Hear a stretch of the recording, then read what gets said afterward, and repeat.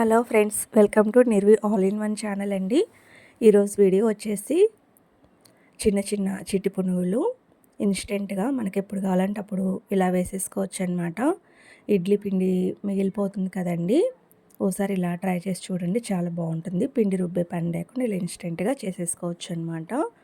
ముందుగా నేను టమాటా చట్నీ కోసం చూపిస్తున్నాను. ఇక్కడ పచ్చిమిర్చి ఒక 9 నుంచి 10 పచ్చిమిరపకాయలు తీసుకున్నానండి. మీరు ఇంకొంచెం మంట ఎక్కువ తినే వాళ్ళైతే ఇంకొక 4-5 పచ్చిమిర్చి ఎక్స్ట్రా తీసుకోవచ్చు. మాకైతే కారం సరిపోతుందని నేనైతే ఒక 10 పచ్చిమిర్చి వరకు తీసుకున్నాను. ఇలా మజ్జిగ విరుచుకొని తర్వాత ఆయిల్ వేసుకొని వేయించుకుంటానండి.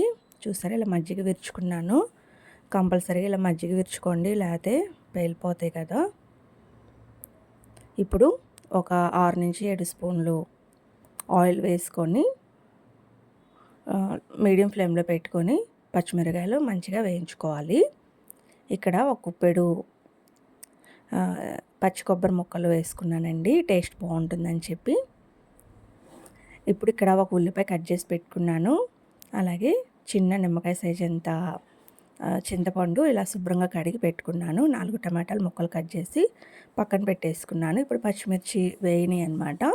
దాంట్లోకి చింతపండు, పెద్ద ఉల్లిపాయ ముక్కలు కూడా వేసుకొని వేయించుకుంటున్నాను. ఈ ప్రాసెస్ అంతా లో టు మీడియం ఫ్లేమ్లో పెట్టుకొని చేసుకోండి.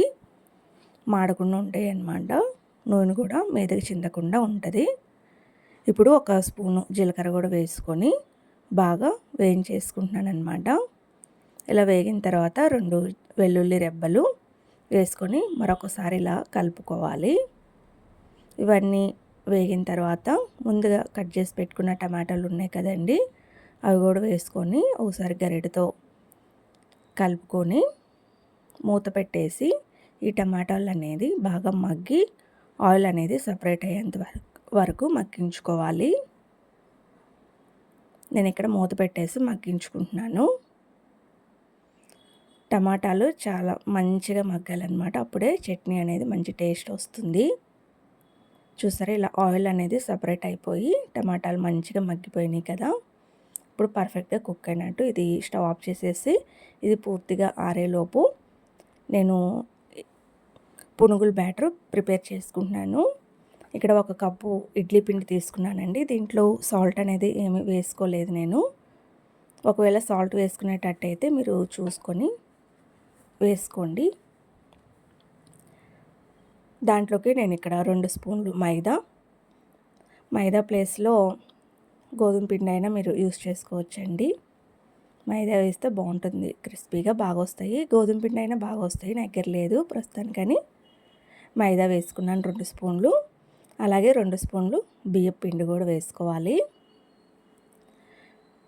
వేసుకొని దీంట్లో తగినంత ఉప్పు కూడా సరిపోను వేసుకొని దీంట్లోకి ఒక ఉల్లిపాయ సన్నగా తరుక్కోవాలి, ఒక పచ్చిమిర్చి, కరివేపాకు, కొత్తిమీర ఉంటే కొత్తిమీర కూడా సన్నగా తరుక్కొని వేసుకోండి. జీలకర్ర ఒక 1/2 స్పూన్ వేసుకొని మొత్తం దీంట్లో వేసుకున్న చేతితో మంచిగా కలుపుకుంటున్నాను అనమాట. వంట సోడా ఏం వేయవసరం లేదండి. వంట సోడా వేయకపోయినా కానీ పర్ఫెక్ట్గా పొంగుతి మంచిగా వస్తాయి పునుగులు కూడా. కొంచెం వాటర్ పోసుకుంటూ నేను చూపించిన విధంగా కలుపుకోండి. బ్యాటర్ అనేది మరి ఇంత గట్టిగా ఉండకూడదు. ఇలా గట్టిగా ఉంటే పునుగులు అనేది షేప్ కరెక్ట్గా రాదు, లోపల ఉడకదనమాట. ఇప్పుడు సరిపోను కొంచెం వాటర్ పోసుకుంటూ నేను వీడియోలో చూపించిన విధంగా బ్యాటర్ అనేది ఈ విధంగా ప్రిపేర్ చేసుకోండి. చూసారా, ఇక్కడ వాటర్ పోసుకుంటున్నాను నేను, మా అమ్మాయి పోస్తుందన్నమాట. ఇలా శుభ్రంగా మంచిగా కలుపుకోవాలండి, మిక్స్ అయ్యేంత వరకు. చూసారా, బ్యాటర్ అనేది ఇలా ఉండాలి పర్ఫెక్ట్గా. ఇలా ఉంటే పర్ఫెక్ట్గా ఉంటుంది. చూసారా, అలా వేయగానే అలా షేప్ మంచిగా వస్తుందన్నమాట. ఈ పునుగుల పిండి అనేది పక్కన పెట్టేసుకోండి. ఇప్పుడు స్టవ్ వెలిగించి బాండీ పెట్టుకొని డీప్ ఫ్రైకి సరిపడా ఆయిల్ వేసుకొని ఆయిల్ అనేది హీట్ ఎక్కేలోపు నేను ఇప్పుడు చట్నీ అనేది ప్రిపేర్ చేసుకుంటానండి, మిక్సీ పట్టేసుకుంటాను. ఈ ఆయిల్ అనేది హీట్ ఎక్కేలోపు చూసారు ఇక్కడ పూర్తిగా ఆరిపోయినాయి పచ్చిమిర్చి టమాటాలన్నీ. మిక్సీ జార్లోకి తీసుకొని తగిన ఉప్పు వేసుకొని సరిపడినంత ఉప్పు వేసేసుకొని మిక్సీ పట్టేసుకోవటం అనమాట. కచ్చాపచ్చాగా మిక్సీ పట్టేసుకుంటే చట్నీ అనేది చాలా బాగుంటుంది. మీకు ఇష్టమైతే పోపు కూడా వేసుకోవచ్చండి. నేనైతే పోపు వేయట్లేదు, ఇలానే తినేస్తాం మేమైతే. చాలా టేస్టీగా చాలా బాగుంటుంది. పునుగుల్లోకి మంచి కాంబినేషను. అలాగే ఇడ్లీలోకి, దోశలోకి, చపాతీ, పూరి ప్రతి ఒక్క టిఫిన్లో కూడా పర్ఫెక్ట్గా ఉంటుందన్నమాట చట్నీ. చాలా టేస్ట్గా ఉంటుంది. డెఫినెట్గా ఒకసారి ట్రై చేసి చూడండి. ఈలోపు ఆయిల్ అనేది హీట్ ఎక్కిందండి. ఇప్పుడు చిన్న చిన్న పునుగుల సైజులో నేను వేసేసుకుంటున్నాను. పునుగులు అనేది కొంచెం స్లోగా వేసుకోండి. స్టార్టింగ్ చేసుకునే వాళ్ళైతే ఫస్ట్లో, అంటే కొత్తగా చేసుకునే వాళ్ళైతే కొంచెం మెల్లగా వేసుకోండి.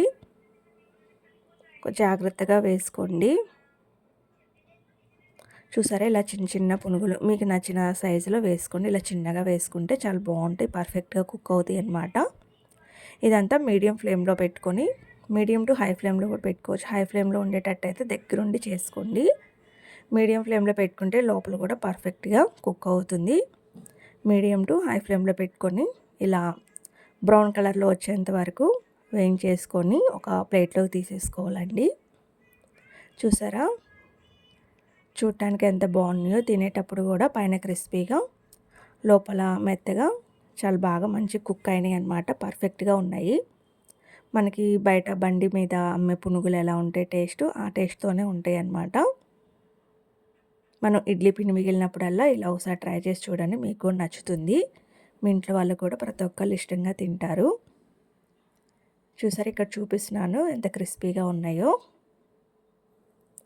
పక్క చట్నీలో నంచుకొని ఆనియన్స్ మధ్యలో తింటా ఉంటే పర్ఫెక్ట్గా ఉంటాయి.